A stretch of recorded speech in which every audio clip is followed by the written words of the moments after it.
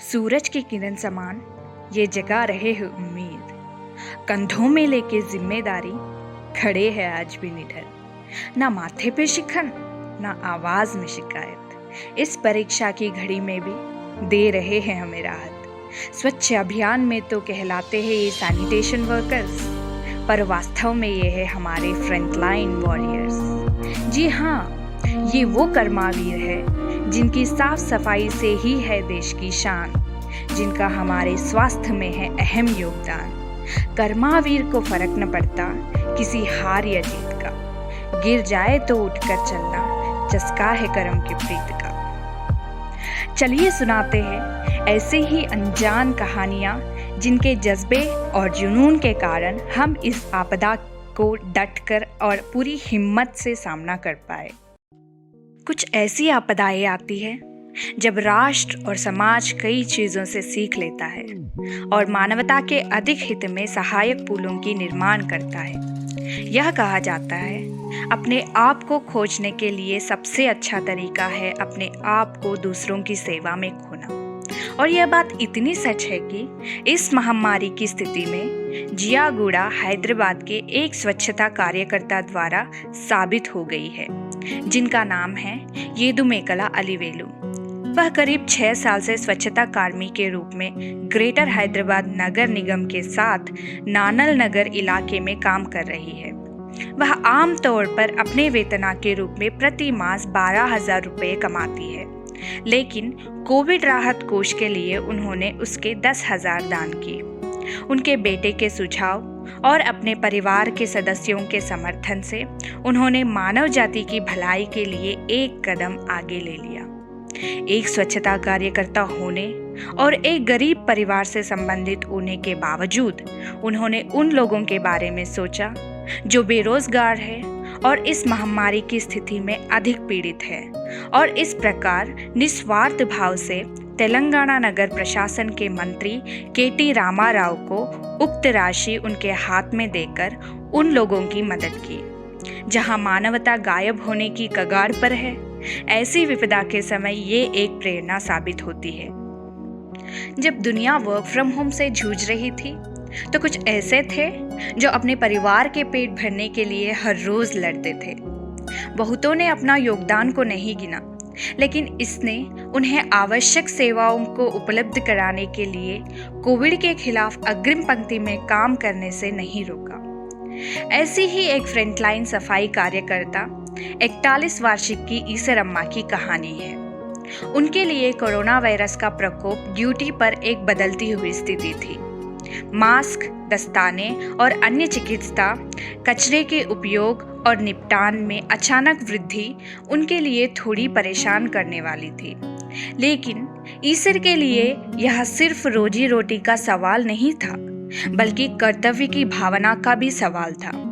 जैसे ही महामारी की मार और कीटाणु शोधन अभियान आदर्श बन गए, उन्हें कोविड अस्पताल के पास अस्थायी चिकित्सा केंद्र को साफ करने के लिए अतिरिक्त कर्तव्य दिया गया। नियत वेतन और लगातार बदलती महामारी की स्थिति के साथ काम करना जारी रखना उनके लिए एक बड़ी चुनौती थी।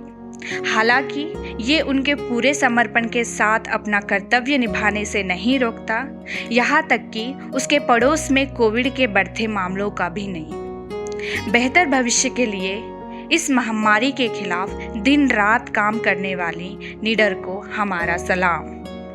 कोविड-19 महामारी के प्रकोप के बाद से जहां पूरी दुनिया इस बीमारी को खत्म करने के लिए संघर्ष कर रही है, कुछ फ्रंटलाइन कार्यकर्ता हैं जो हर रोज 24 घंटे लगातार काम कर रहे हैं। बलदेव सिंह फ्रंटलाइन स्वच्छता कार्यकर्ताओं में से एक हैं। वे 40 के दशक के ट्रक ड्राइवर हैं जो चंडीगढ़ के रहने वाले हैं। महामारी के समय विभिन्न शहरों की नगरपालिका के अनुरोध पर उन्होंने अपने परिवार को छोड़कर अन्य शहरों में स्वच्छता अभियान चलाने के लिए अपना शहर छोड़ दिया था। साल 2020 में उन्हें अपने साथियों के साथ पटना शहर में सैनिटाइजेशन का जिम्मा सौंपा गया। ये एक कठिन काम था, क्योंकि ये उन्हें वायरस से संक्रमित होने की निकटता के बारे में बताता है। पटना नगर निगम ने उन्हें और उनकी टीम को उनके नेक काम के लिए पुरस्कृत भी किया।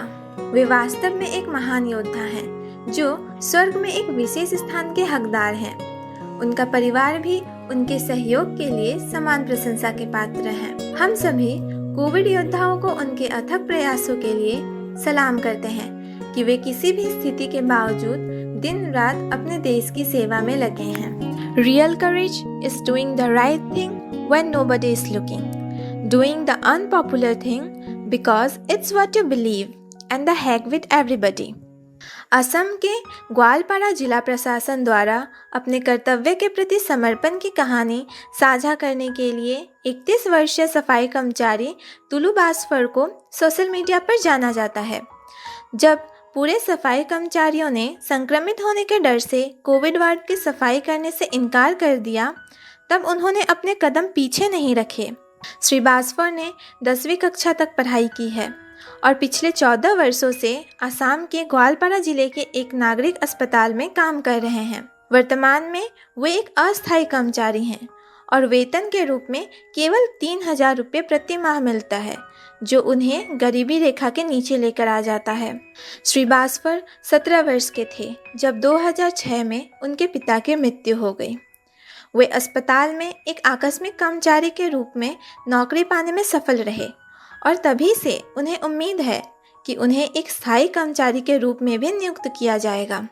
इस दौरान उनके परिवार को जबरदस्त आर्थिक संकट का सामना करना पड़ा, लेकिन इस सब ने उनका साहस नहीं तोड़ा।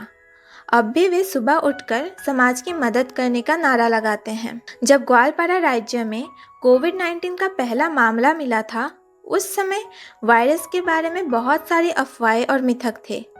वहाँ के चौकीदार और यहाँ तक कि कुछ चिकित्सा कर्मचारी भी इसमें भाग लेने के लिए अनिच्छुक थे। कोविड-19 वार्ड में कोई नियमित क्लीनर भी उपलब्ध नहीं था। तभी तुलू बास्फर के रूप में एक सहायक आया, जिन्होंने मानव मन और हृदय की सच्ची भावना दिखाई। उन्होंने पीपीई किट दान की और कोविड-19 वार्ड की सफाई भी की और उस वार्ड के अंदर भी गए जहां नोवेल कोरोना वायरस से संक्रमित 3 मरीजों को भर्ती किया गया था। उनकी पत्नी डिम्पल कलिता चाहती है कि उनके पति को एक स्थायी कर्मचारी बनाया जाए। हम चाहते हैं कि मेरे पति को कई वर्षों तक उनकी अस्थायी लेकिन महत्वपूर्ण सेवा के लिए कुछ इनाम मिले। कभी कभी मैं उन्हें ये नौकरी छोड़ने के लिए कहती हूँ, लेकिन वे नहीं चाहते। उन्हें नौकरी से संबंधित होने का भावना महसूस होता है, ऐसा उनकी पत्नी का कहना है। ऐसे बहादुर दिल वाले लोगों को पाकर हमारा देश वास्तव में बहुत धन्य है। हो सकता है लोग उनका नाम भूल जाएं, लेकिन उनके काम और समाज के प्रति उनका योगदान हमारे दिलों में हमेशा रहेगा। न धर्म की दीवारें हैं, न समाज के ताने, लक्ष्य, बस लक्ष्य है सेवा का। पर ये रिश्ते अनजाने हैं। आंखें होती हैं नम, पर हौसले नहीं है कम।